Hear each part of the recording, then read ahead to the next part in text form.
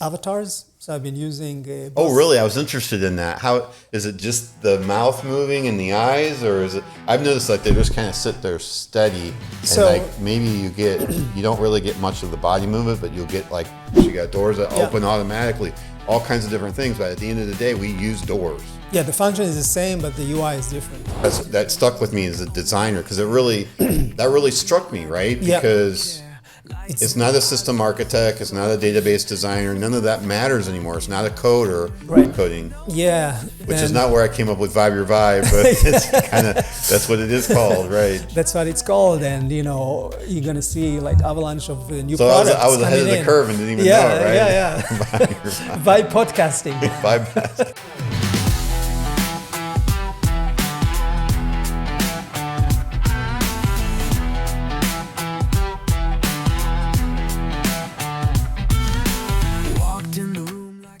I've got Shlomi Ron here, who is an educator who I met at the visual storytelling at Miami-Dade College. That's how we met. And the Idea Center. And then since then, I did a portrait of Shlomi that helped him out. Yep. And we'll talk about that later. And then now he is at the brand storytelling at University of Miami. Business school, yeah. Business school. And so outside of doing other stuff. Outside of doing other things. Yeah, like running. Kind of like Kirk, doing all kinds of, he's a CMO and some other things as well. Yeah. And so I just happened to, I don't know, we connected again on LinkedIn and how are you doing? What's going on? I was like, hey, can I stop by and do a podcast with you? And he's like, yeah, come on over. So we just got done having lunch over at Craft. Yeah, that's the place. And now we're back and we're just going to hang out with coffee in the afternoon. Shlomi had an idea that maybe this shouldn't be open-ended, maybe half an hour. So hi, everybody. It's nice to be here with Kirk again, after a while of not seeing each other. So it was nice to... And I'm going to interrupt you real quick. I have to share this. We have some footage of us sitting over there on the sofa somewhere. I got to dig it up. Yeah, it's right over there. We shot my first. That might have actually been my first podcast. So I got to dig that up and put some of that into this. Yeah, we'll mix it in if I can find it. Yeah, it was a couple of years ago. Yeah. And make sure you share your LinkedIn. Sure. My LinkedIn is Shlomi Ron, basically SHLOMI-RON. So just look it up. A little bit about myself. My background is in digital marketing, 20 plus years, working at IBM, Nokia, Amex, all the big guys. And throughout my journey, I was always fascinated by visual stories. And for me, it came kind of from left field. For some reason, I decided to take an interest in Italian language. So I took Italian courses, I would say for roughly close to 10 years, different places I lived in. And as we moved up the levels, we ditched the textbooks and started watching those black and white films from the 40s and 50s as a way to practice the language. So that threw me into a whole world that was really amazing for me. At the time, I was living in San Diego. And after I left, moving to New York, I really missed those class discussions. So I ended up starting a blog with my former instructor called Cafe Pellicola, where basically we reviewed films, we had a podcast. We also, at some point I did some curating film festivals where I select the films and then present them and run post-screening Q&A sessions. So that was a lot of fun. To be true, I'm not professional film critic. I did it just as a 100% passion. But it trained my mind to think how visual stories are created, tension, soundtracks, all that. So that was one influence. The other influence was video art. So the artwork that you see behind me, it actually belongs to my father-in-law, Buki Schwartz, who happens to be one of the early pioneers of video art. So he started experimenting with video installations in the mid-70s. And now his work is collected in Whitney, the Smithsonian, the Guggenheim. And after he passed away in 2009, I pretty much took over to preserve his legacy. So basically working with galleries, museums. He has tons of outdoor sculptures. So for example, the City Hall want to move a sculpture to a different location. They come to us, what to do with it as at the estate. So again, in this case, I had to tell a story of someone I knew very closely for close to 20 years, but I'm not coming from the art world. So I was an outsider. So I needed to kind of learn the language as I go in movement. But again, train my mind to think in story beats. So when I moved to Miami about 10 years ago from New York, I felt like, there's got to be a way to connect my marketing background with my visual stories passion. And that's where I started the Visual Storytelling Institute as a way to bring the gospel of visual storytelling, the way artists, filmmakers, painters, you name it, engage audiences emotionally and bring that into a more purposeful marketing. So when Kirk and I met, that was as part of the VSI venture that we provided consulting, training, and thought leadership. And so we actually created a class at the Idea Center at Miami-Dade College called Visual Storytelling. And I co-instructed it with another two great friends. And that's how I met Kirk. I met a bunch of other friends through that. And since then, I kind of moved on and helping other brands tell their stories, both in terms of, it could be a Smashburger, Estee Lauder, big brands like that. Even the Norwegian army reached out to help them tell their stories in order to recruit more soldiers. So it was a very interesting journey for me to kind of be able to help people kind of dig the story that's buried inside them and get it out using very kind of proven methods. So one thing about storytelling is really there's no one way to cut that cake. It's really up to you and your personal signature to add authenticity to it. There are different formulas, yes, but it's all about, it's like Lego, you mix and match. I like that visual. Yeah. So you have all these different components to help build a story. Exactly. And they're like Legos. So yeah. My story, we can have the same Lego set sitting out in front of us. And you can use these three components. And we can use the same for components. different audiences, yeah. Well, not only that, though, but my story is never going to be the same as your story. Correct. Because I'm taking this and I'm putting it first and this one second and that one third. But you're doing something completely different and then maybe a fourth one, tying them all together. And exactly. All these different components so there's these set components. I'm sorry, that is like a mind-blowing visual for me to know that, you got these little Legos and each one is a piece of how to tell a story. Absolutely. And everybody's using all of the same ones. Yeah. But they're different. It might depend on the audience that they're trying to reach too, which ones they might choose. Yeah. That's awesome. Yeah. And so I moved on, as part of my VSI journey, I also started on the thought leadership. I started a blog. I have a visual storytelling newsletter. Just Google up. I have subscribe. Yeah. Give us the subscribe link. Yeah, it's a couple of thousands of loyal subscribers for the past 8 years now, which is a lot of fun. I've been a subscriber. I know. I enjoy reading it. I know. And I did a podcast as well, Visual Storytelling Today. Now I'm kind of on a hiatus for a couple of months, but it's still there with evergreen content. It's great to see stuff, from the metaverse and NFT era. So only 3 years ago, we say era, but it was just 3 years ago. Right.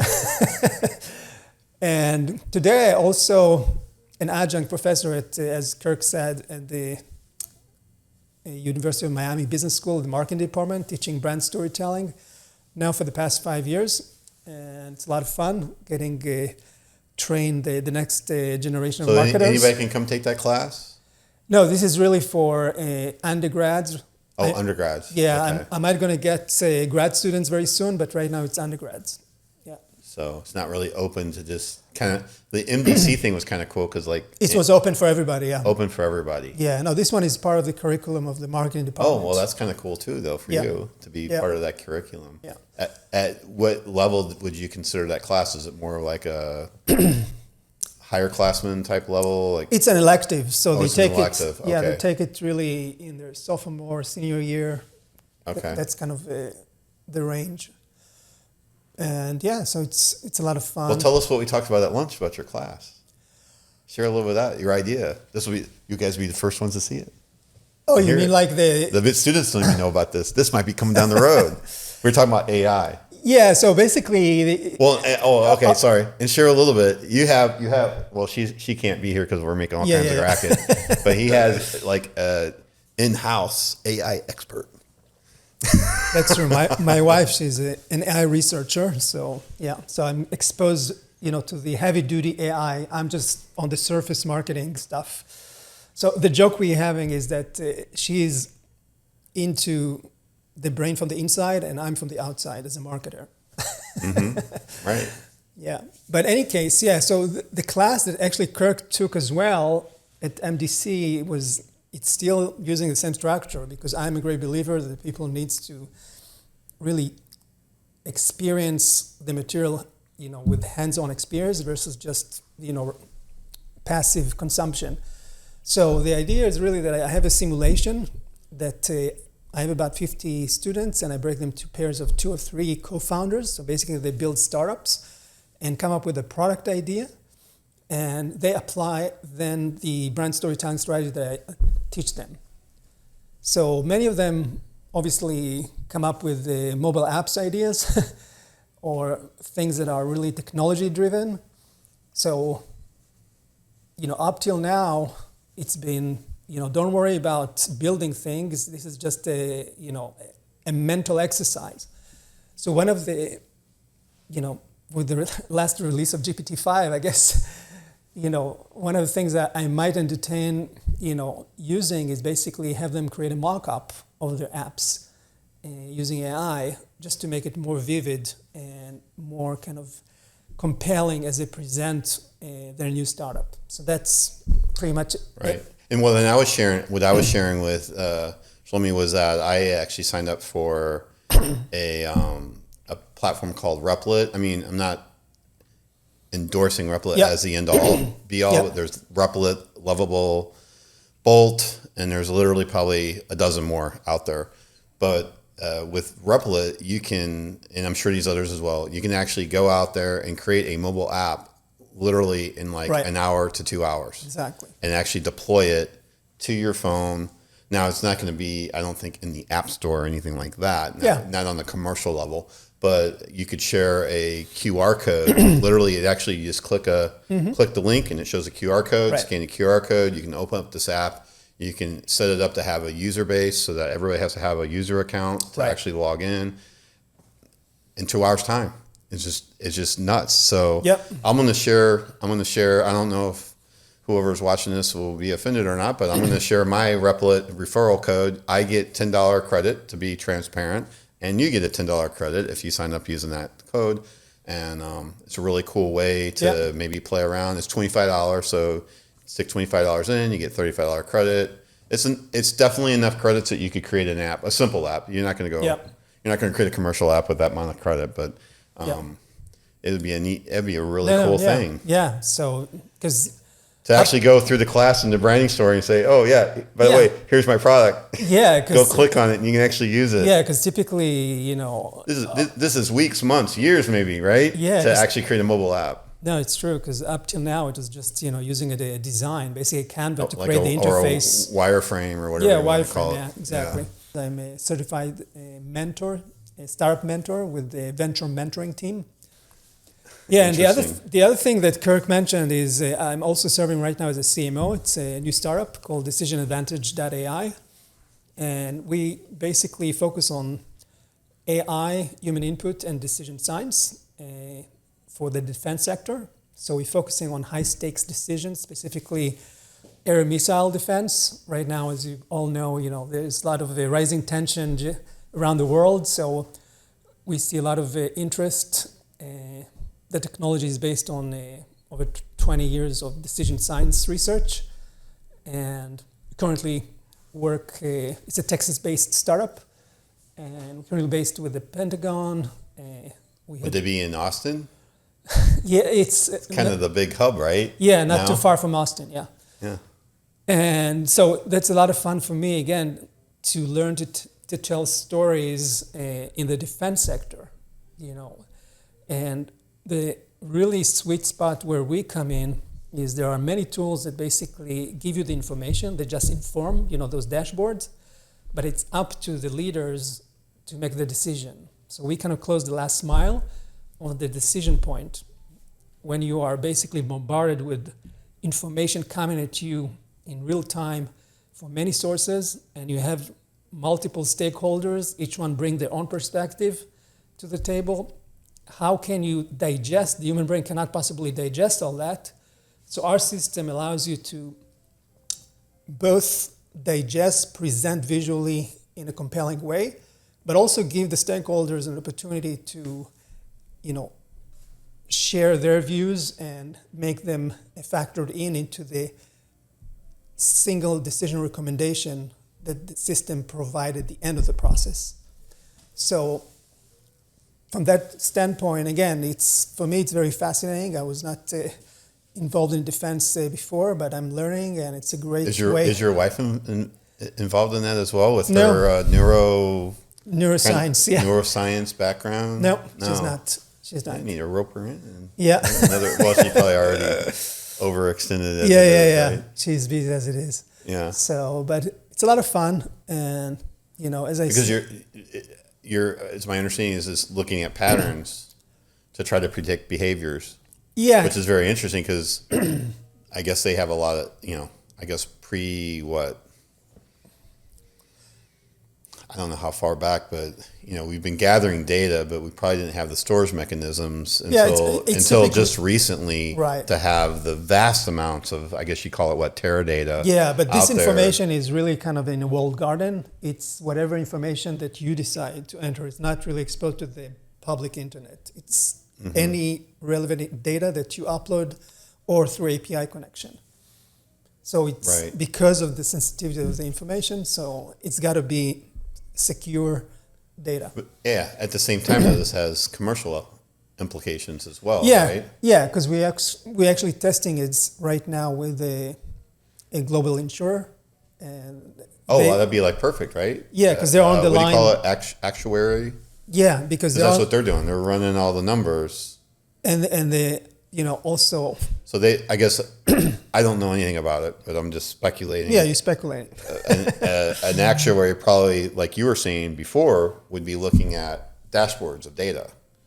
They would be making decisions and having to process all of this to figure it all out. It's typically designed. Where now they can actually kind of transfer some of those decision ideas into this AI. Right. And then guide it to what would I recommend based on how I think, taking in this data, but it can snap through it a lot faster than if they had to sit there and go through the it in downside details. Today is that all the information is either siloed, fragmented, there's lack of collaboration amongst stakeholders, especially in the commercial sectors, C-suites and boards. And the information is very difficult for executives. When you say siloed, what do you mean siloed among departments inside of organizations or even among organizations? I mean, if you take the example of commercial sector, the area that we're addressing is cybersecurity. So it's typically, limited to the cybersecurity team, the CISO, Chief Security Officer, and his, people that part of the security team. So if you bring this to the board and to the C-suite and you ask them, what should we do? We have this and this and that. To them, it's going to all sound Greek. So you need to really simplify the information, present it in a way that they can actually understand, even provide them, some definitions. And only then, So this is, so you said you're operating as a CMO. Are you operating as a CMO, or are you operating more as a storyteller, guiding these developers on how to present a story to kind of water down the tech jargon to communicate the same information where it just doesn't, people glaze over and are like, what did you just say? Yeah, so as a CMO, especially in a startup in early stage, you definitely wear a lot of hats. So I'm involved in the branding of the products, creating obviously the marketing materials, 2-pagers, decks, any kind of obviously updates to social, but more so is really how to simplify complex technical information, to your point, and be able to relay it to prospects, people that needs to understand in a second what you're trying to do. Because again, are you involved also in maybe the tech? I can just give some feedback as more from a usability perspective, what doesn't make sense, because we've all been using technology for eons, so we know what makes sense, what might be missing. But you obviously need to do, a proper quality assurance, give it to many people to try it on.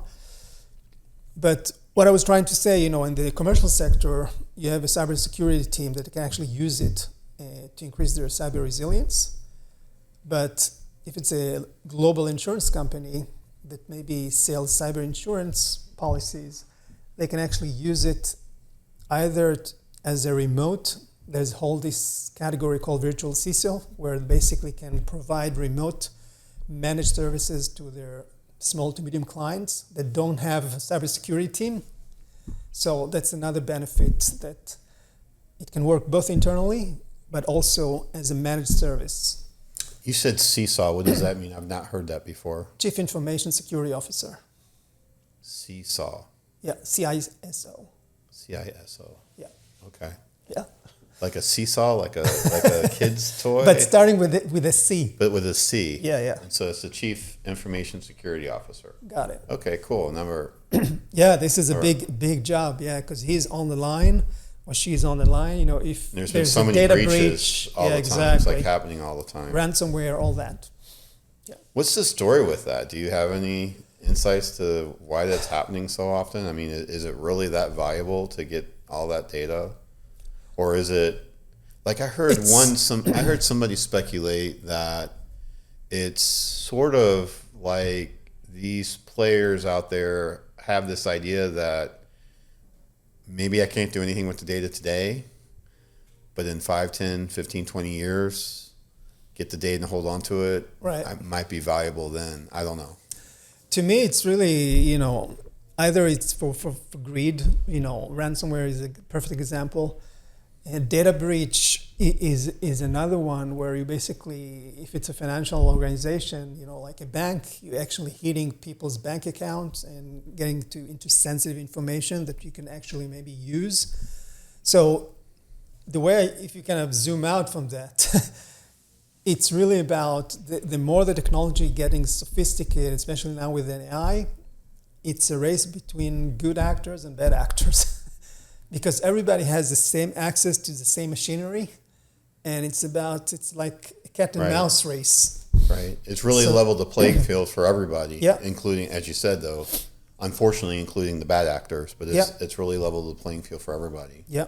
Like what I was talking about with you is like I created an app to track doing trip itinerary. Yeah. That would be unthinkable literally just 2-3 years ago. Yep. Who would have, this app that I have right now, I know from building apps would have been 3 to 6 months worth of effort. There's no way for my 3-week trip, I'm going to spend the money to pay a team 3 to 6 months to go build an app so I can use it on my phone. Yeah. And what was so cool is I actually made the data is actually persistent on the phone. It was a bit of a trouble. I had to jump through some hoops, but it is persistent, which is really cool. Yeah. So when you open the app on the phone, it's a whole different world right now. I don't have internet. Doesn't matter. I still have all the addresses, the data. It's all there. Yeah. And so it's going to be very useful to me on my trip. Yeah, it's going to be interesting to see, the more people, start experimenting with vibe coding, as it's called. Sure, yeah, vibe coding. Yeah. Which is not where I came up with Vibe Your Vibe, but it's that's what it is called, right? That's what it's called. And, you're going to see like avalanche of new products. So I was ahead of the curve and didn't even know, right? Yeah. Vibe podcasting. Vibe casting.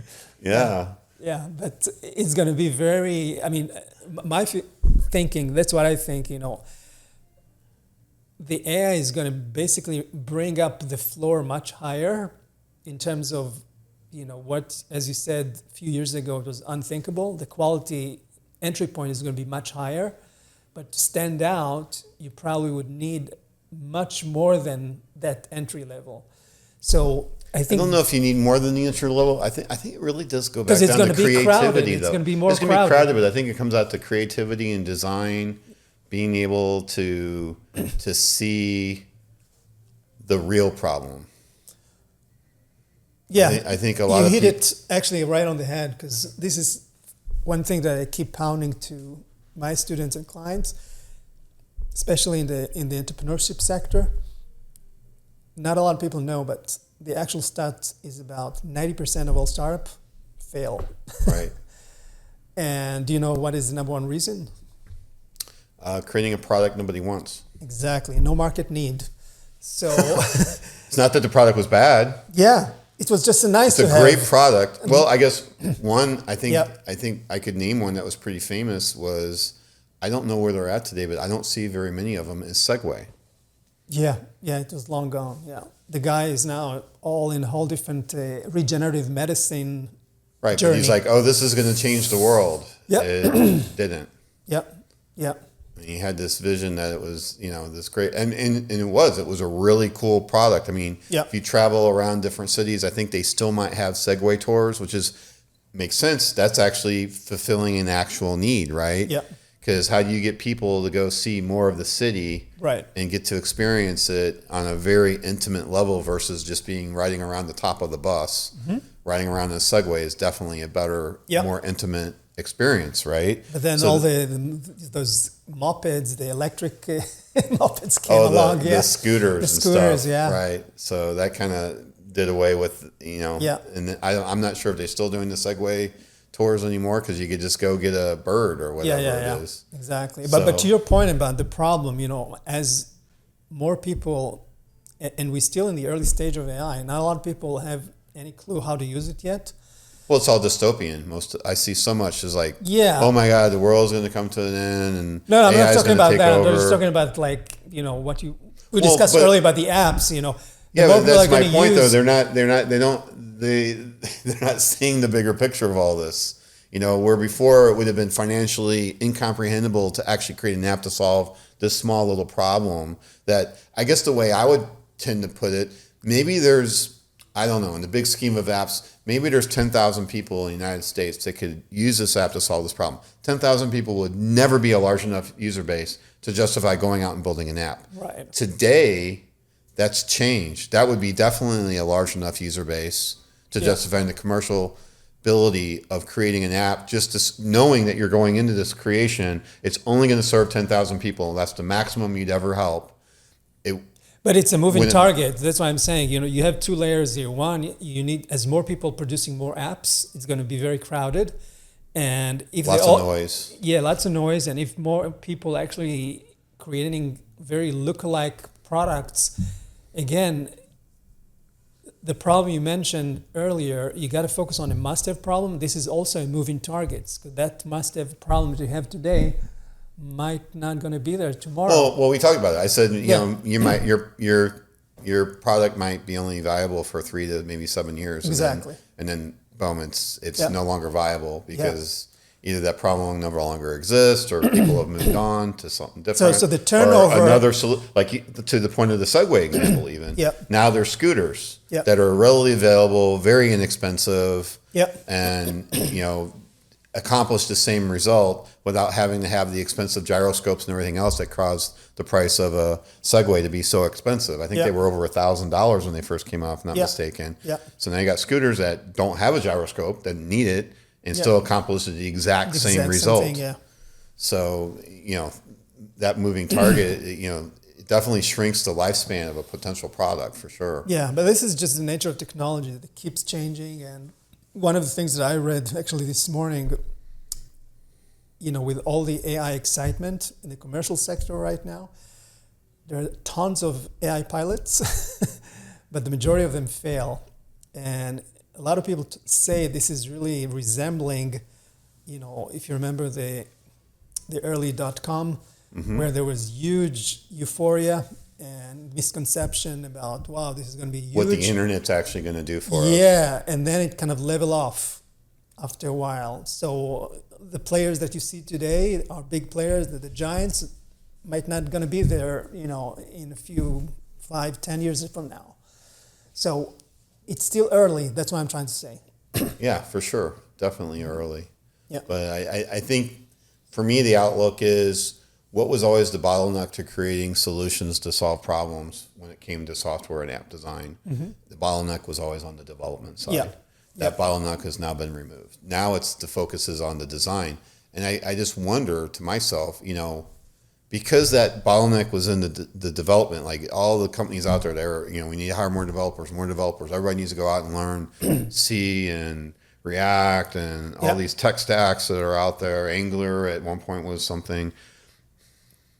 That's all gone, right? So I wonder if there's not a vacuum of people that are true designers, because that's what I'm classifying. Actually, I wrote about it in my newsletter. Actually, I don't know if you saw it, but basically, there's going to be a whole slew of new job titles. Yeah, you did. I did read that one. Yeah, so I forwarded that to my daughter because she's very concerned about all this being a scientist. Yeah, so one of the jobs they talk about is the design taste makers. Basically, they are responsible because execution, the programming is not a big deal anymore. You need actual design taste reviewer that basically can actually... Okay, I'm stealing your newsletter idea. That's where I got it from. I knew I read that somewhere. I mean, I did read it. I didn't remember the source of it. So it's probably your newsletter. So because that stuck with me as a designer, because it really that really struck me, right? Because it's not a system architect, it's not a database designer. None of that matters anymore. It's not a coder. Right. It's somebody who can design a solution. And that solution has nothing to do with tech. Yeah. The solution is pen and paper. Yeah. Right? I need a way to get in. I need a way to go from the outside to in my house. What does that look like? Well, we have doors. Yeah. I mean, to make it so simple. Sure. Now there's tons of different technology involved in doors. You have doors with automatic locks. You got doors that open automatically. All kinds of different things. But at the end of the day, we use doors. Yeah, the function is the same, but the UI is different. Exactly. Mm-hmm. And so this design, would you call it a design? I think it's design taste checkers or reviewers. But basically, they are the guys that at the end of the process, after somebody maybe vibe coded an app. Like a small little sample MVP. Maybe actually there's another person I talked to, Dominic. I'll call Dominic out. We can put a link to Dominic. He's very knowledgeable when it comes to vibe coding. He mentioned it was, I just lost it. A conversational concept. So what this vibe coding is going to allow you to do... it's design tasters. Design tasters. So what this vibe coding is going to allow you to do is, no, this is not even an MVP. This is definitely not something that's final code ready for commercial application. But it's a conversational concept so that you can actually really, truly take a look at it from a design taster perspective to, something kind of like what I was showing you. I have apps that actually work. They're not MVP. They're definitely not for commercial ready, but they are functional to the point that you can sit down and have a conversation about it with somebody that's a design taster to say, is this a viable solution to a viable problem that people actually have? Yeah. But the process starts much earlier. If you go back, you talk about, the workplace, how jobs changing. Right now, recruiters are under avalanche of CVs bombarded by AI that can easily, they experienced 40% increase in number of applications just because of the ease of use of AI. Right, because I can go to AI and I can go take a job and say, here's my CV, or I guess, CV, which is your complete history. Right. Here's my CV, create a resume for that job based on my CV. Exactly. And just because of that, the application rate is staggering. And if we talk about your area, which is programming, software engineering, there it's even sillier because if you get selected to an interview, they typically give you like a test, but they test you on the old way of how you program. If you get the job, they ask you to program for how not to program by creating AI tools. So for people like you and I that don't know, or at least for me, because I'm not a programmer. Right. And so there's a lot of irony in how. I think the other irony is that one of the things that the AI interview tool, because I've gone through just for fun to try, and actually I'll list a link here to go to an AI interview company. I can't remember the name of it. It starts with an M, but I'll list a link there. It's an affiliate, so if you apply for a job and get hired, I might get a little juice from it. What was interesting though is they recorded my screen. They wanted my camera on, so they're probably tracking the eyes. Like, is he looking on his phone? And he's got another monitor up. Exactly. They're recording the desktop. They want to see, like, are you using AI to sort of cheat the system? Yet it's sort of irony in the sense that if you're smart enough that you're able to get a good result by using a new technology tool, I don't know how that disqualifies you really. Unless, you got a result that is inaccurate, and you're not able because I find that AI hallucinates a lot. Exactly. So hallucination is still a problem. I mean, I don't. Is that like the technical term? Because I've seen a few people refer to it as hallucination. It's a term everybody use now. Because I'll even type it in. I go, "You are hallucinating," and they'll come back and go like, "Oh yeah, you're right. Yeah, that's not accurate." So you still need a human. Yeah. I don't think humans are out of the picture just yet. We still have a long way to go. Yeah, and especially in marketing, I know from what I'm hearing, on the agency side, the creative team might use AI to create a mock-up, but then the finished product needs to be traditionally produced. Mm-hmm. Because part of the problem with AI is that you lose the control on the wheel. So it's an endless iterative process of keep tweaking until you get what you want. So good example of the first commercial that was produced 100%, not 100%, but with AI was Toys R Us.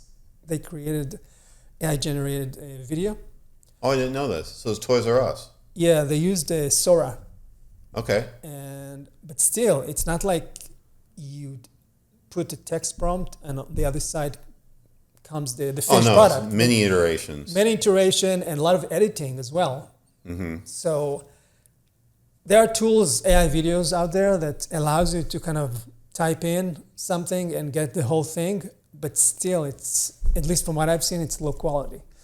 Right. It's a lot of stock videos. Well, even on the writing, I like using AI to help with writing. I tell you where I think it really is strong suited is like refining an idea, and then creating an outline, and then research, and then But I've tried to use it like all in, and I've really questioned it in the sense of. That's such an iterative. I mean, I think what some people do is they use it and they cut, paste, and they go. If you actually would read the output, you'd be like, you would never cut and paste that. Exactly. And so I'm actually reading through it line by line. The part I kind of like is as an editor, it's been helpful because I'd be like, hey, change this line and make it say this. Right. And it will, and I've got it trained that it won't go and change what I told it to make the change to. That to me is kind of helpful in the sense of you can sit there in voice mode and have it read it back to you, and you're like, oh, well, take this paragraph and change this sentence. And in that sense, it kind of maybe speeds the process. But if you're leaning on the AI to actually write it for you, it almost takes longer to have AI. If you're truly reading it and editing it and looking at it for its truth and its content and how it sounds and making sure it's your voice, it almost takes longer to use it. I think the outline, the concept, throwing around different concepts, or you brainstorming, you throw one concept and give me some other concepts similar to this, and then create an outline. And because the thing is, you can go out and create 20 outlines for a concept, and have 20 ideas on, say, an article you want to write, and then now you got 20 ideas to pick from that. Then you can go dive in and do your research and stuff. That I think is very helpful. Content repurposing, that's huge. I think that's very helpful. But as far as just actually cutting and pasting from what it outputs on maybe the first iteration, you're going to get, as you said, it's going to be low quality. I think that's the best way to kind of... Yeah. The other use case that I found super useful is technical support. So 100%. Any gadget at home or software using that you don't know where that button is hidden, he's going to tell you. You don't have to go over. It's about 80%, unfortunately. But it's high. Here's where I found what really helps me on that 20% that it doesn't, like, it's giving you something. I'm like, there's no button that says that. So what I'll do is I'll screenshot it and show it. And usually that'll give it over to Hump and go, oh, you're on version so-and-so. No. To do that on that version, you have to go here now. And then it gives it better. So now I've gotten this to have it. I screenshot it and ask it the question. This is what I'm trying to do. It's amazing. My screenshot. Yeah, I found it really useful for technical support. Super useful. I'm trying to get my uncle. He's 84. He's always running into a problem on the computer. Yeah. And I've tried to get him to kind of maybe dive into it, but he's not nervous about it. He's just, I think he's just intimidated because he knows that he knows so little that he doesn't even know what to ask. Like he doesn't even know. Like, I had this problem, but I don't even know the question to ask. I go, well, just tell it the same thing you would tell me and see what happens. Like, just check it out. So I'm going to see him next week. And actually this week, what am I saying next week? It's Tuesday, right? Yep. I want to see him this week. So maybe I can work with him a little more. Yeah, I think kind of try it for the folks out there that, just aren't very technical. I know my wife uses it a lot for that technical support side of it. Yeah. It's an amazing tool. So I mean, I know I always claim to be... No need to look at manuals at, the support section on websites. It's crazy. Right. It's really helpful for that. That's a good point. Glad you mentioned that. Yeah. So you got any other insights? So we kind of dive down this AI path from marketing. The other experimentation I've done is with virtual avatars. So I've been using... oh, really? I was interested in that. How is it just the mouth moving and the eyes, or is it... I've noticed like they just kind of sit there steady, and like maybe you don't really get much of the body movement, but you'll get like the face. No, so you have two kinds of avatars. You have, as you described, the base are basically, they come in different shapes. I mean, even the free version can give you some... free version of what? What is the platform? Synthesia or Heygen. These are the two big ones. Uh-huh. You have a referral code? No. Do you want to share? Oh, okay. All right. And basically, it's really about, so one is really very basic. The other one is called full expression, where you can actually... It's going to start talking with the hands. And moving and... So if you send it video, like 5 minutes of video of you talking, would that work? So you just nailed it. So there's two types of avatars. One is that you pick from their library, and the second one is what you just said. You basically upload a short video of yourself speaking, and they're going to recreate a digital twin of Kirk Francis that looks like you with your similar voice to you, and then you can just load it up whatever script you want. Against whatever background. Right. So I've been using it for my startup, Decision Advantage. I'm just creating product demo, company overview. It's amazing for that because it's really cutting the costs, studio time, hiring, actors, and you have full control. At any time, you get feedback, you can go back and change the script, re-edit. So it's a living, breathing video from that standpoint. So somebody still has to operate it, though. What do you mean? Well, I think one of the things that frustrates me is everybody says my job's going to go away. And, you still have to have somebody operate that. Like if you have a startup and you're the CEO and you have all these AI tools out there, no matter, at least in 2025, in August of 2025, you need someone to... You cannot run your accounting and your CRM and your sales and your avatars and your website development and your app development and technical support. The There's bottom no line- way one person using all these tools is ever going to be able to accomplish it. Someone actually has to operate these things, which goes back to the newsletter you wrote, that there's all these new jobs are going to be created out of AI. AI is not going to replace every single job. Yeah, that's why you need to experiment today in order to drive all these tools that keep changing. Because again, most of the people in the business world have no clue about how to use them. So they bring people that can actually drive, the operators, as you said, to really... Is that the right term? You can call it, basically creators, content creators. AI is just one tool. And basically they know how to get the most out of them. Right. So I'm like... And have the most level of acceptance from the audience that it's been created for. Yeah, and I've been, in my newsletter, for example, this is kind of I call it my mental gym because I produce it completely, the old way. I'm not using AI. So everything, if you scroll all the way down to each newsletter post, you'll see there's a green badge, 100% brain generated because this is my way for really kind of get my neurons actually active. So in the workplace, it's going to be the same thing. I'm experimenting with a lot of tools for myself, then, bringing them to clients for actual value. But to your point, we're still early in the game. So the business world as a whole doesn't know, that depth of what you know today about all the different tools and how to use them effectively. So right. there's Even a value. even this little device over here, that device over there, that black box. Yep. The little black box. Yeah. You've seen it here. Yeah. You can see it on the display. It's switching who's talking. Right. That's, I don't know if that you would consider that AI. I don't know if I'd call it AI, Right. but the point we're making is that before you would need somebody sitting in that chair hitting all the different buttons of, I think they call it ATM. It's a camera switcher. Yeah. Right. Well, we don't need that person anymore. Yeah. But someone still has to come here and set all this up.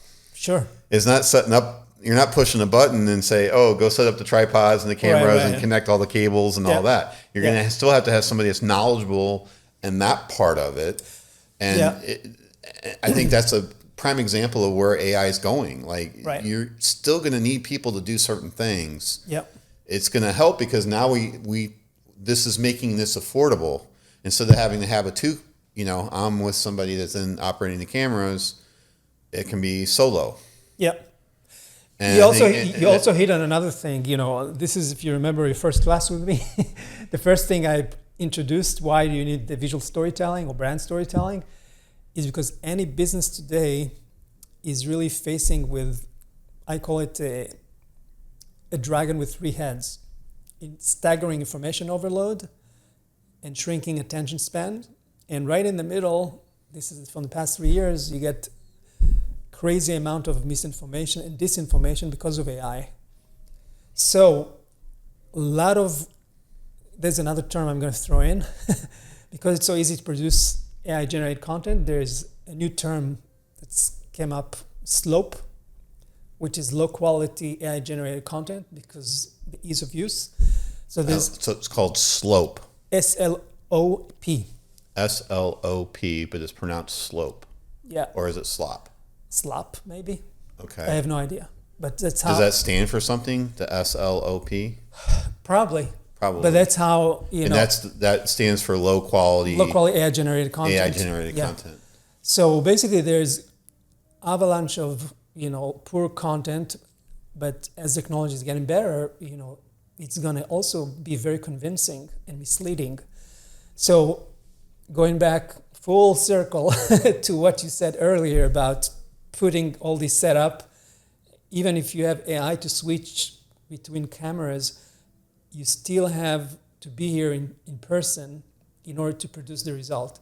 So what I keep saying is that with all this fake content, I think there's a great opportunity to still have in-person interaction and FaceTime with people to really kind of break out from all these, because it's easy sometimes to recognize them. Some of them are super misleading, but I think there's a huge opportunity now to create, real stories by real people. That's what I'm saying. I would even go as far as to say that even when it becomes super convincing, there's still going to be markers that I think already some of the large companies out there that are dealing with content and content distribution are, one of the things you got to check off was AI used in the production of this? Right. Or as you had your little badge, is this 100% human generated? Yeah. And I think that's going to become more prevalent. And I'm also going to think that there's going to be, I don't think you can fake it. I think there's going to still be markers. Right now, we're still in the very infancy of this. I don't think they're going to be at a level that you can't detect AI. All the detection tools are not effective. There's a bunch of detection tools that's been used, and they're not getting it 100%. Oh, I'm sure stuff's going to slip through, but like my little M-dash post, I'll have to share that one with you. Yeah. You see, all of a sudden, the use of M-dashes in writing is skyrocketed because they trained the AIs with professional writers. I think the intention was good. Right. They want people to look more professional, but one of those things that brought in that is, one example is the M-dash. It just used all over the place by presidents, senators, congressmen. Yeah, it's done for emphasis, basically. You want to kind of separate your sentence and give it. I'm to the point now. I've seen it so much. If I have an M-dash, I used to use M-dashes. I remember playing with doing a double hyphen to try to get it to extend, do an auto correct to correct the double hyphen into a M-dash. But I don't even want any M-dashes anymore. And one of the other ones I use this a lot too in my own writing is the triple period ... And that's another indicator. And then another indicator is the triples, meaning you list things out in triple. You'll do 3 sentences, or you list also they add emojis. That's the number of emojis have really gone up too. Yeah. And it's just, I don't know, it's frustrating. Creating content on LinkedIn, and I want it to be authentic and original and as much me as possible, and try to use the tools to help keep up with the demand. But I don't know. It's just one of the things that I did recently, just as a tip for everybody, that I recently got from is the little Post-it note. You handwrite a message on a Post-it note and take a picture of it, on your keyboard or something. And because that's super hard apparently that's super hard to fake. You can't, it's hard. It's still having trouble faking handwriting because it's not perfect, right? There's some out there that looks pretty decent, but it's still, it still doesn't have the imperfections in it. So I make it sloppy because I don't care. I just make it sloppy, and then that's even more authentic. And that actually is picked up by LinkedIn's algorithm as this is more authentic. It wasn't AI generated. And in fact, I've even seen some pictures that I've created with AI, LinkedIn automatically tag them as AI generated image. Interesting enough. Interesting, yeah. Yeah. Just playing around. I mean, because I still, like everybody else, I like playing around with it, seeing what you can do. It's just, it's amazing. Yeah, the other kind of interesting development, the more AI generated content we create, and that means we use AI more, right? For pretty much anything, especially for research, finding stuff. So SEO now has morphed into GEO. GEO or AEO? That's what I thought originally, but they actually start with the GEO, basically. So what is GEO? Because It's generative. I forgot what the E was. Engine? Exactly. Generative engine optimization. Exactly. Because I thought it was AEO, which would be answer engine optimization. I originally, when I first thought about this, I wrote AIO. AIO. Artificial AI intelligence optimization, because that's what you think. No, I meant AEO, meaning answer engine. Oh, no. That was one of the things I thought. Because that's the new thing. And that's why we're here right now today, to be honest, is that, at least right now, the tools examining this transcript and this video are going to be able to tag it as human generated. Two humans sitting having a Yeah, conversation. exactly. And this transcript gets transcribed when I load it up to YouTube. That's going to get indexed, and it's going to index at high authority because it's. But I don't know if authority is the right word, but high authenticity. Right. That it's real and it's not AI generated. Right, but what I was going for was GEO, generative engine optimization, is the next frontier in SEO. Basically, because people are using AI more, there are a bunch of new companies, especially SEOs, that are trying to kind of stay close to the times and try to basically lure the AI algorithms. So whenever people are going to look for portrait photography, they're going to get in South Miami, they're going to get Kirk Francis in the results. Right. Well, no, we're talking about the same thing. Oh, okay. So, and what I'm talking about is one of the techniques is creating authentic content, which the algorithms are going to see as authentic, index it. So when someone has a request, they're going to look at. I was thinking you were referring to the search engine, but no, I'm referring to the AI chatbot. What was actually interesting is that the LLMs, AIs, whatever you want to call them. Yeah. My podcast that I have hopefully maybe 171 subscribers. Nice. Today with you. Oh yeah. I'm 170. You'd be 171. Anyway. It's indexing these videos and these transcripts really fast. Amazingly fast. There are, because it's always looking for fresh content, right? And if it's very focused, the topic, then you can definitely. And just a little pitch for podcasts. Yeah. And this is why I try to say to people, no, I'm not Joe Rogan with millions of subscribers. Right. You don't need to be. Imagine being in an auditorium, because you've been in auditoriums. You've actually invited me to speak in front of auditoriums. Yep. Imagine there being 170 people there that you're speaking to. Yeah. Ask any business owner out there if he'd like to speak to 100-some people that said, hey, I want to hear what this guy has to say, and then gets notification when they post something new. Yeah. That's gigantic. Yeah, but you don't have to have some crazy vanity number of subscribers or followers to actually make an impact out there. It's not I think it's so much more about consistency. Like you with your, how many subscribers do you have for your newsletter? About 3,200. Yeah. That's gigantic. Yeah. Yeah, I mean, it's a very niche topic, and I'm happy with that. Can you? So you're an example.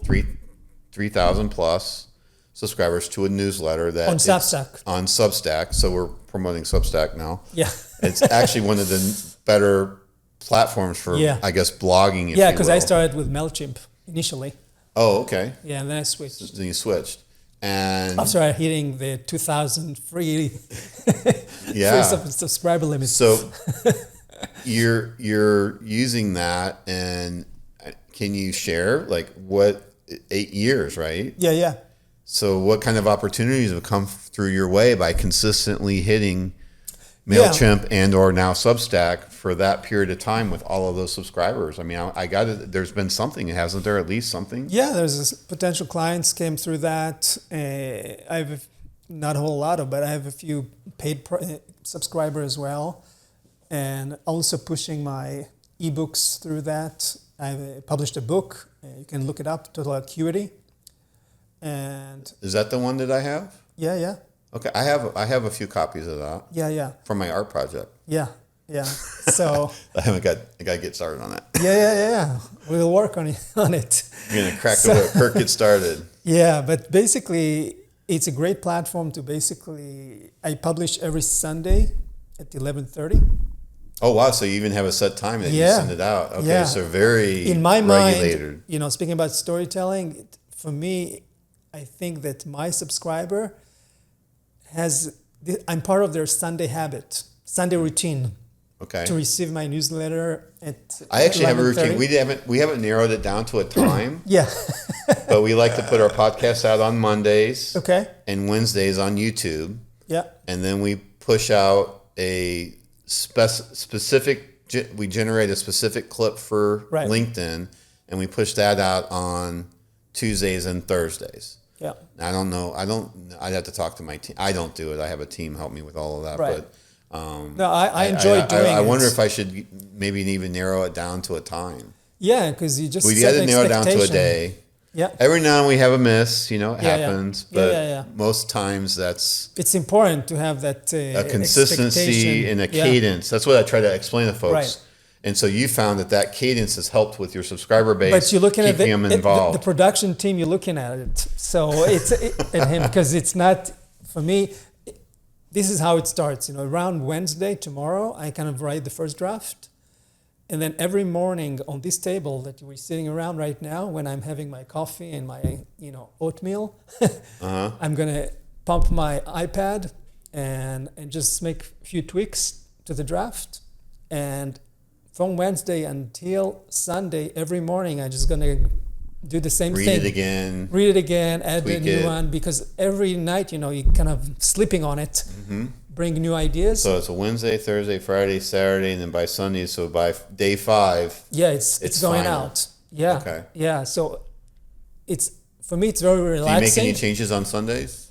Yeah, just... Oh, even you might make a change even on a Sunday. Yeah, just, the last look. But it's, for me, it's very relaxing. You a fan of Stephen Pressfield? No. The War of Art. Oh, okay. Talks about the resistance. Yeah. So people that write and they get writer's block, or they don't want to go out there and create it, and I'm doing my best to commit to a daily post on LinkedIn. And so, some of my mentors have said, kind of to your point, what you're doing is they actually don't like the idea of batching out content and then, sitting down on a Saturday, pumping out a bunch of, 7 posts and creating them. And then, okay, I got my post. Let me go copy paste it, today's post, and just their thought to really exercise the muscle, as you were talking about, exercising your neurons is to make it a daily habit, or in your case, a 5-day habit. Yeah, it's like a 10 minutes. I look at it and just add new stuff. So Monday, Tuesday, you're probably still working on it. You're probably thinking of ideas, right? Yeah. Monday, Tuesday, like, what am I going to write about? Yeah, even after I post it, sometimes, I come up with something and I edit after the fact because it's going through email. But, with Substack, you have also the website. So it's visible to new viewers. So you have the Substack. Do you have like an email? Like you said, you had MailChimp. Do you still have MailChimp? No. I just So you just post it to Substack, and Substack, if someone subscribed, gets a notification via email. No. It goes. The subscribers I have every Sunday at 11:30 get the latest post directly to their inbox. But at the same time, it's published on my web presence on Substack. Okay. So it's visual.newsletter.com. So this is really what I like about it, because with MailChimp, it's mostly designed for strict marketers. This one has multiple faces. You can also get it through email, but also have a public face for people that actually either finding through, keyword search within Substack or on Google. So it's much. Do you think somebody maybe even has you maybe just bookmarked, and you just go bookmark and go to the interesting part, this is another exercise in branding. Most people kind of brand their newsletters, in a very kind of, snazzy 1-word or 2-word. Vibe your vibe. Exactly. So I chose a descriptive name. That actually describes what it is. It's called Visual Storytelling Newsletter. So every time... Super simple. People are going to look for the top visual storytelling newsletter. Boom. It's coming up first. So it's just another tactic I use. But... to your point about doing it in installments, you might want to think about it as a slow cooking. So it's like a dish that keeps, getting richer and richer in a 5-day span. Mm-hmm. Yeah. Interesting. So I don't know. I really like this format. Yeah, no. And I enjoy talking with folks and learning. So, no, this is great. The Substack, I've played around with it. I've made a few posts. Actually, it has also podcast functionality. So you actually can, whatever you record here, you can actually share it as another post, but it's going to appear with the video clip and whatever show notes you're going to include. Oh, really? Yeah. So it's coming also with podcasting So functionality. the show notes would be a transcript, or a show notes would be my take on this episode? Whatever you decide to put there. Okay. Yeah. Would you do the full episode, or a short, or a link back to YouTube? When I did my podcast, the Visual Storytelling Today, you could see if you go back to my newsletter and look under the podcast section, you'll see how I created. Mine are pretty much, I would say on average 45 minutes. You'll see the video clip on top, link to the audio recording. Yeah. Or we already blew past that, Shlomi. Sorry. Yeah. I figured that much. Yeah. You have anything else you want to cover? I told you I like it open. I don't know. Yeah. Maybe is that my style, or is that just adds friction? Or you said some people might like to have I guess it depends on who my audience is and I'm presenting There are a bunch of tactics with podcasting. I've been interviewed on a bunch of them, and some of them actually send you 5 questions that you want to be prepared for. Others just want to hang out like you, kind of a freestyle. And it really depends. But the one prep that I do give people, and I shared this with you already when we was walking, is I would say if there was any prep of a question, it wasn't so much a question for me. It would be if you have a customer or a prospect or somebody interested in the services that you offer, what would be the questions that they'd be asking ChatGPT? Right. And that's what I would want to cover in the podcast. Outside of that, I don't know those questions.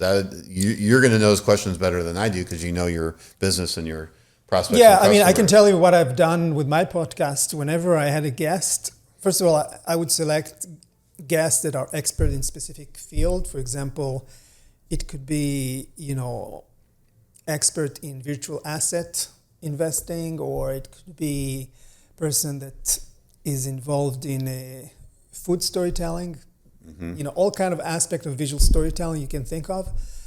And I would either have a kind of a brief chat with them before, or, send them a bunch of questions. Because over time, I came up with a template that kind of create the expected structure, but I customize it based on the specific expertise they have. So how do you narrow the expertise when you're somebody like me that's like AED? A Renaissance man, I got interest in, I interviewed a guy, David Weglar's. That's the most recent podcast that got launched, so you kind of get the timing on that. Just launched yesterday on YouTube. Yeah. He started Still 630 in St. Louis because I have an interest in bourbon, and I'm from St. Louis. Yeah.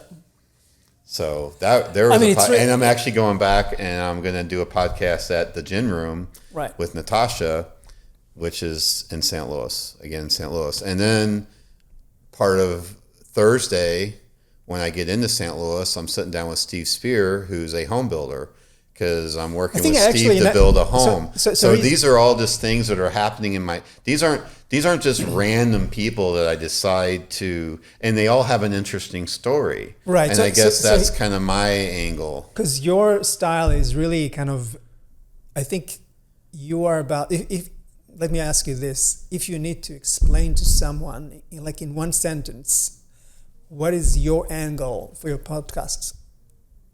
Every voice has a frequency. That's my tagline. But explain. Every voice, everybody has a story, and I think there's more than that person and more than just me that would be interested in hearing it. Okay. So if there's one other person out there that watches this that goes, "Oh man, that Shlomi Ron, that was really interesting," I'm happy. Okay. That's my bar. One person. I get one person that says, that was really cool what Shlomi said about whatever. So your lens is very wide. It's storytelling, but very wide.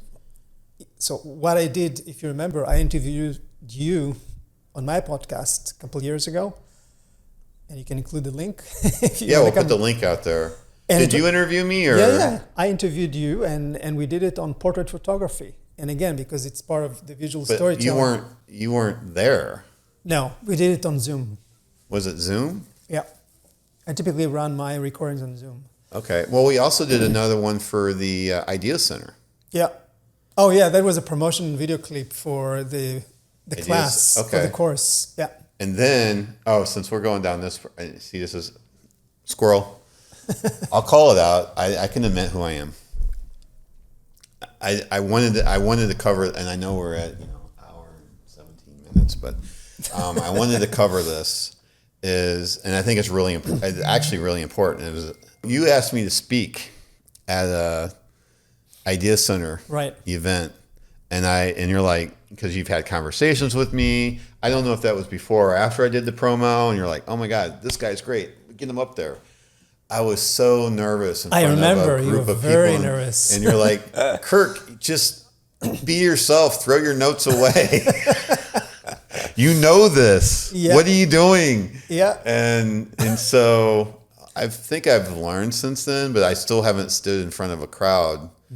I stood in a crowd since then, and I did. I threw the notes away and just talk. Yeah. And I think part of it is, for me, is just speak to that I know. And getting it through my brain that, you do know this. Like if somebody wanted to say here, obviously I have 170 subscribers on my podcast. How much do I know about podcasting? Not a whole lot, but I think if you look at the production value, if you look at the production value of I don't know, I've got like 20 episodes or something under my belt at this point. And I guess one of my mentors that I've never met, but is Gary Vee. And he's like, just put it out there. Keep putting it out there. Because people, and like I have my first podcast, I'm missing a file, so I got to go get it. It completely sucked. I mean, from the podcast content itself and the audio is awesome. I had Danny LeBerry on there. Sorry, Danny. I'm working on it, trying to find that file so we can get it done. I think her camera had the light, or my camera, it was like completely dark. It didn't. I don't care, and I don't care either. Yeah. We're going to produce that and post it, and I'm not going to care. And I'm going to say, this was actually the first one was your house. That was podcast number 1. Yeah. Actually. So this is actually technically, I guess I'll have to admit, it's the first one since I started this. Right. And technology is mature. We're going to put it out there and say, hey, this was the first one and this is what it looked like. And I like Gary Vee's idea. He's like, people are going to appreciate the journey that you've taken. Like, if you go look at even Joe Rogan and look at if you go look back, early episodes, I mean, it's like, it's had a total transformation to what it is today. Not only that, when it comes not really rough on the edges, it adds your authenticity because they know it's not, a professional studio. This is a guy that just want to tell his story. Right. So it's much more and people relatable. They were, and I think they'll find this interesting too. We're at Shlomi's, is it okay to say? We're at Shlomi's house. Yeah. This is where we're doing it at. And he's like, do you have a studio? I do have a studio. I have a studio that's in West Palm Beach, and I have a studio that I can create in my house. If you guys are looking, you can look at Dan Huck and Brill and Danny's when I get it up. Those are all shot at my house. I have a backdrop that I like. It looks, I didn't realize this. My wife's like, you're trying to copy Joe Rogan. I'm like, I was looking at backdrops at online and saw the price. I'm like, no, I'm not paying that. Sure. And then I went to what's the sewing store that just went out of business. They closed all of them. Forgot it was Joanne Fabrics. And they had this fabric in there. And this is the fabric here of the actual backdrop. Yeah, I took you don't a scrap need to. of it, and I'm actually a tailor. I don't know what you want to call it. I don't sew clothes, but I sew. And so that red happens to be Indian motorcycle red. I see. So that was the motivation. And then I was like, oh, Joe Rogan. Wrote it for me because I don't want to copy him, but I still like the Indian red.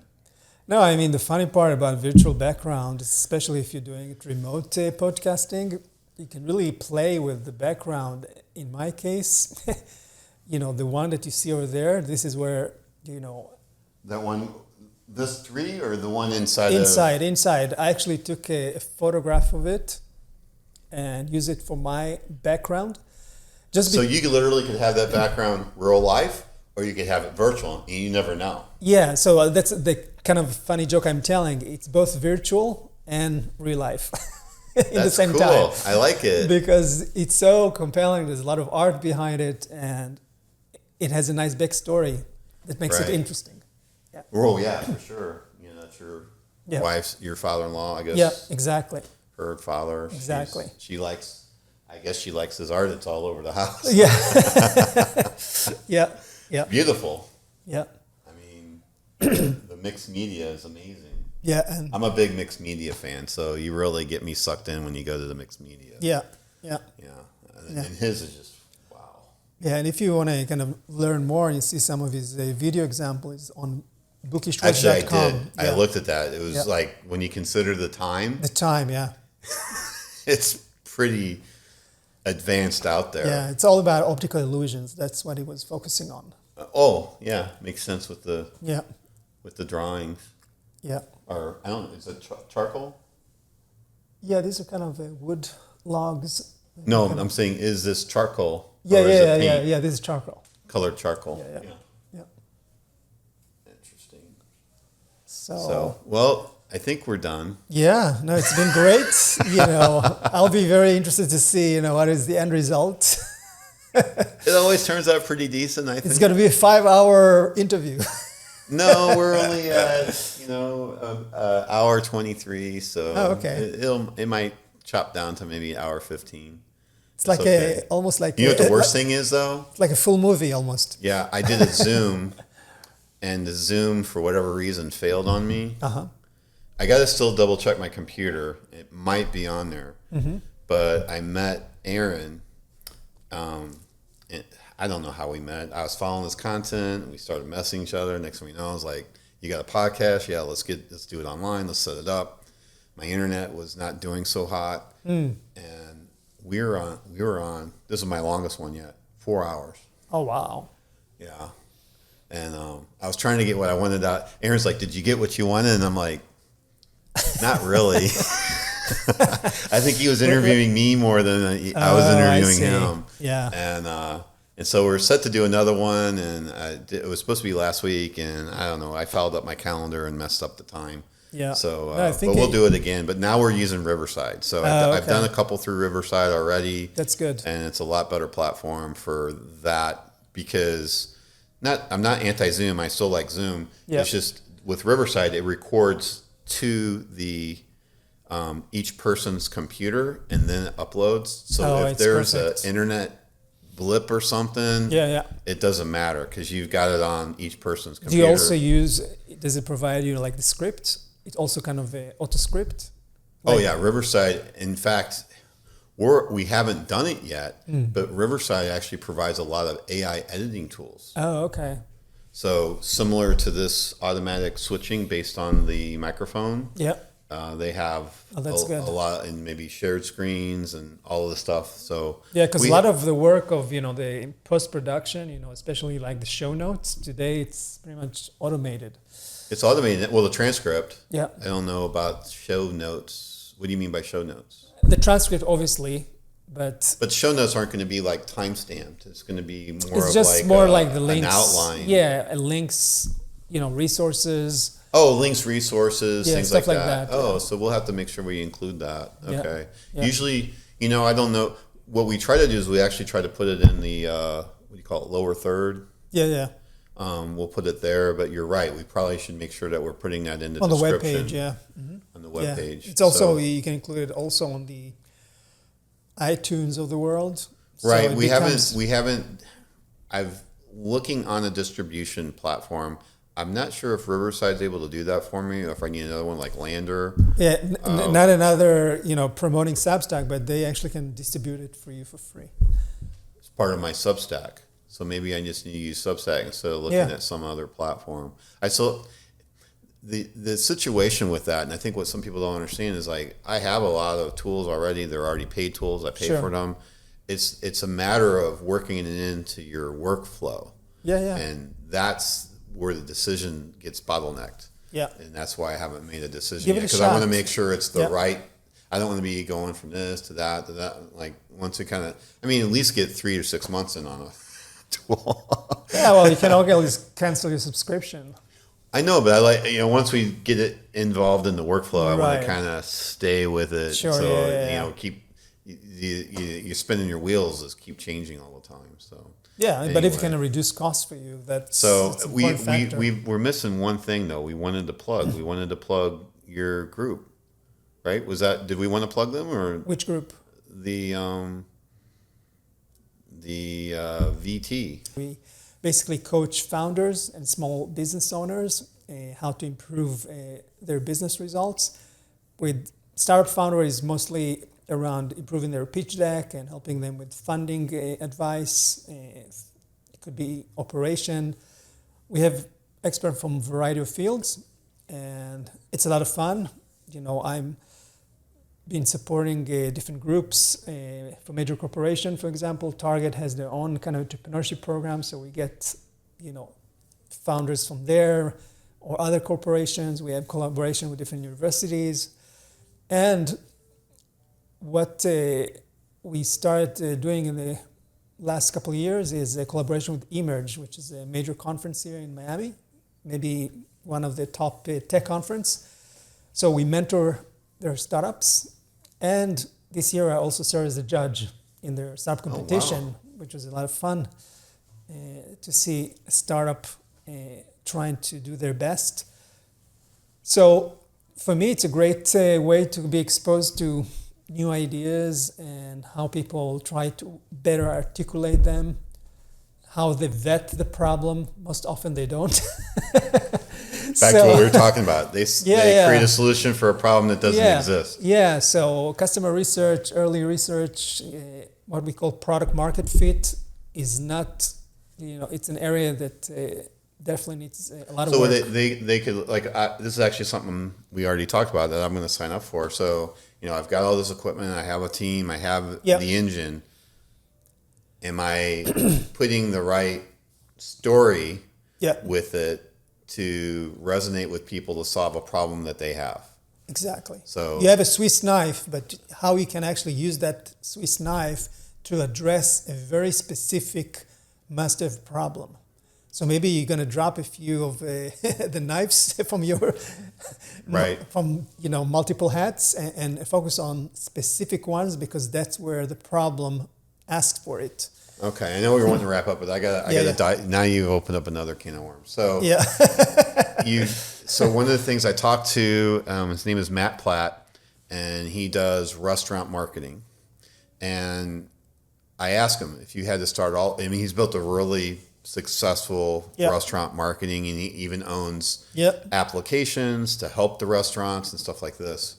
And I asked him, if you had to start all over again, what would you do? He goes, what I would do different is when I started this, I niched on an industry. Yeah. He goes, if I was to do it again, I would niche on a product. That can serve multiple sectors. That could serve multiple sectors. Yep. I found that super interesting Yep. concept for somebody that developed a niched industry solution, saying if I had it to do again, I would niche on a product. Yeah, but the thing is, you need to keep remember that when you start in the early days, you need to be super focused and start simple. So you can start in a single sector and then scale to the other sectors. Take, for example, Decision Advantage AI. We start with the defense, but because the problem we're solving is really poor decision, especially with complex, high-stake dilemmas, it's applicable for the financial sector, applicable to... It's a niche, back to what Matt was saying. Yeah. That's a niche. That would be his definition of a niche product. Right. It's not a defense industry product. Yeah, it's scalable to other sectors. Scalable to wherever you want to take it. You start first in one sector. That makes sense. Yeah. Start small, but at the same time, it's a niched product versus you're only serving defense and that's it. So if you're outside the defense, forget it. We can't help you. The correct term, by the way, especially in the defense tech space, it's called dual use technology. Dual use. It doesn't mean you have just two sectors. It means that the other sector is the commercial sector, and there it's millions of mini sectors right within it. The only so civilian versus commercial, public, private, private, yeah, or government. Exactly. I guess there's government, and then within government there's multiple sectors. Or is it pretty much it's government? the public sector. Public sector versus the commercial sector. Commercial. Okay. That's the the duality. The duality. Okay. Yeah. Interesting. Yeah. All right. Well, I guess we can wrap there. Yeah. You're getting done. we still have to do another one of these. Yeah. We didn't cover a lot of topics. Yeah. There's some other topics I wanted to cover, but it's okay. I know I'm pushing you, so no, that's I don't cool. want to push you too far. No, I want you to invite me back. Yeah, or maybe we could go do it at my studio. That could be it. Well, it's all the way up at West Palm Beach. Oh wow! But make a day out of it. Or we could do it. We could. Is there a place in University Miami? Yeah, there's amazing places right there. Actually, there's a Starbucks that overlooking the pond, which is really nice. It's like picture perfect. It's like a postcard. Because I have a fold-up table that if you look at some of the episodes, I have a fold-up table that we can use. Mm-hmm. We can literally run but this. I don't know if you have enough, kind of in terms of the noise, because people are passing by. And all that. Go watch the episodes from Miami International Fitness Expo. Oh, you can do that. Oh, my God. It was so loud there. Like, for you to sit there and hear, to talk to me, we had to use... People were like, what are you doing? I'm like, I can't hear you. Again, I point to the headphones, put the headphones on. We had to put headphones on to sit there and even talk about what am I doing. Yeah. And then so we'd actually do a podcast. It was so loud. They had this thing called Iron Grid or Grid Works or something. Yeah. Sorry guys, I'm getting it wrong. Gridiron. The Gridiron. That's it. The Gridiron. So it's this cross fitness sort of thing called Gridiron. Wow, they were super loud. And the guy that did the emceeing, he was super nice. He's like, he came over and saw what I was doing. He's like, dude, do I need to turn my speakers on? I was like, you know what? This is where we're at. This is the environment. Sound ring. So it doesn't. Whatever. Yeah, you do you, and I'm good. I got headphones and microphones, and we'll make it work. Yeah. So it was a lot of fun, and that was. What got location based is really interesting because you get different vibes and. Right, and so I was trying to bring my studio, and I was gonna have the studio set up there, and then I realized after the fact, like that was kind of dumb. We just needed to be there, but it worked because I put a like if we were standing here and we had all this, I actually had a camera here going out that way with the video of the gridiron, so it was cool. So anyway. Well, thanks so much again for my pleasure me today. Always. And I got a lot of work to do. Follow up on. Yeah, I'm curious to see how it's going to turn out. Yeah, me too. So if I say that you're the one that referred me to VMT, that they'll assign me to you, or is that what you're after to get assigned, or doesn't matter? Whoever gets it's just going to be exposed to everybody, and somebody will whoever. Just pick up. Yeah. Hey, this guy looks interested. I think I can help him. Yeah, and this is for you. It's an exercise in telling a story because you'll have to videotape yourself. I get 5 minutes. Yeah. I'll have to work on that. Yeah.